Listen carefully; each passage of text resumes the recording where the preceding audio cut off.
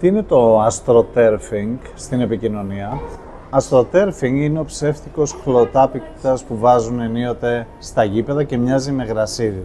Στη γλώσσα της επικοινωνίας όμως, το astroturfing χρησιμοποιείται όταν θέλουμε να περιγράψουμε ενέργειες οι οποίες γίνονται από ψεύτικα προφίλ και παρουσιάζονται ως αληθινά.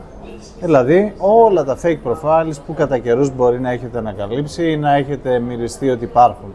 Αυτά τα fake profiles κάνουν δύο ειδών astroturfing και θα μιλήσουμε και για τα δύο. Το ένα είναι το αρνητικό. Είναι όταν έχουμε disinformation, misinformation ή fake content. Δηλαδή αυτά τα προφίλ έχουν φτιαχτεί μόνο για να χειραγωγήσουν την κοινή γνώμη αρνητικά. Θέλουν να διαδώσουν μία φήμη η οποία δεν ισχύει ή μία αρνητική φήμη και άρα να κάνουν δυσφήμιση. Αυτό προφανώς είναι κακό και αυτό παραβιάζει και την νομοθεσία και αν ανακαλυφθεί θα έχει συνέπειες. Πρώτα απ' όλα έκθεσης αλλά και ίσως ποινικές. Σε κάποιες χώρες υπάρχουν πρόστιμα.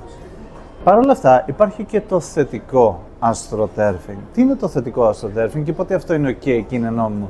Το θετικό astroturfing είναι όταν φτιάξετε οποιοδήποτε προφίλ, brand ή ήρωα το οποίο μεταδίδει κάτι θετικό με σκοπό να προβάλλει μια ενέργεια, να χτίσει μια ενέργεια ή να προβάλλει ένα brand.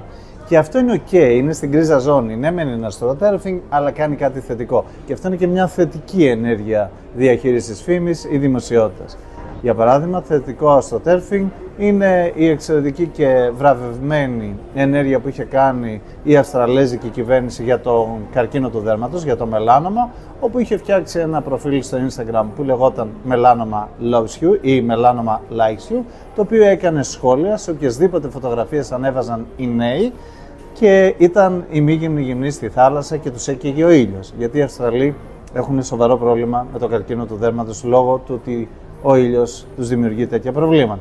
Και έφτιαξε ο Οργανισμός Καταπολέμησης του Καρκίνου ένα τέτοιο ψεύτικο προφίλ, το οποίο όμως επιτελούσε κάτι πολύ θετικό. Άρα λοιπόν αυτό που θέλω να ξέρετε είναι ότι όπως σε όλες τις τακτικές, τόσο και στην επικοινωνία, το astroturfing μπορεί να είναι θετικό, αλλά μπορεί να είναι και αρνητικό.